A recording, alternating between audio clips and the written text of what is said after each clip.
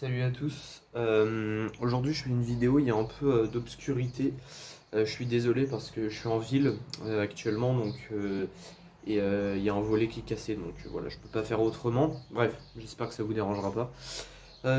Aujourd'hui je fais ma vidéo sur les réseaux sociaux et l'estime de soi.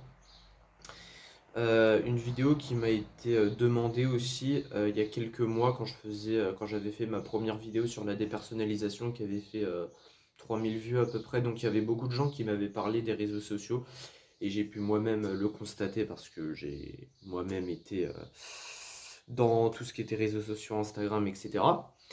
Dans cette vidéo, je vais vous en parler. Donc tout d'abord, il faut savoir que déjà tous les réseaux sociaux ne sont pas pareils. Par exemple, les réseaux sociaux comme Discord, YouTube, c'est les moins pires, on va dire. Et vraiment les pires, ça va être TikTok et Instagram.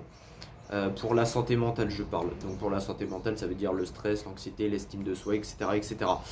Et de ce fait, du coup, la dépersonnalisation, déréalisation, dépression, dans les pires cas, la mort, même si ça va rarement jusqu'à la fin. Rarement, peut-être pas, parce qu'il y a quand même beaucoup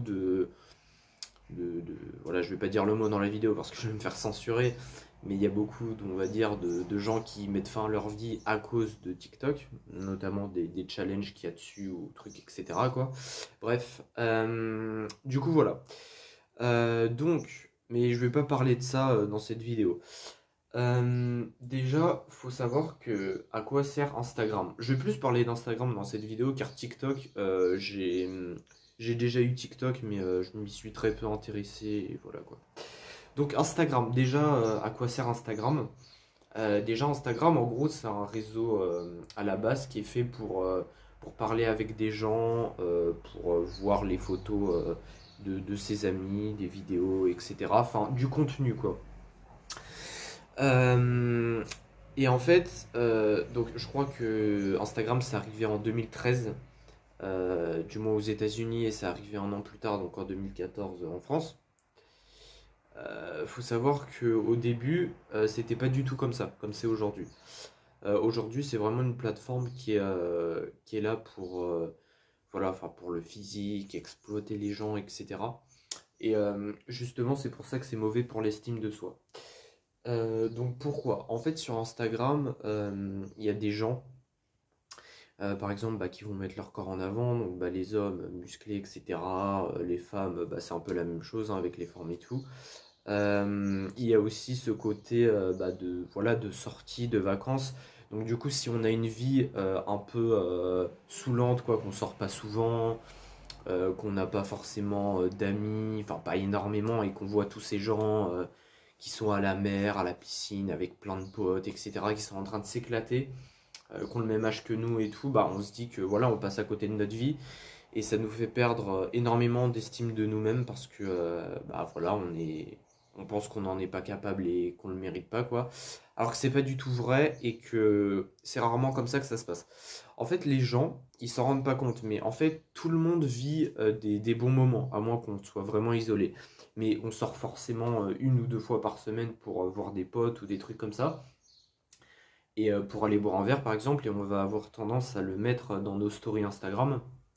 Et par exemple, beaucoup de monde font ça.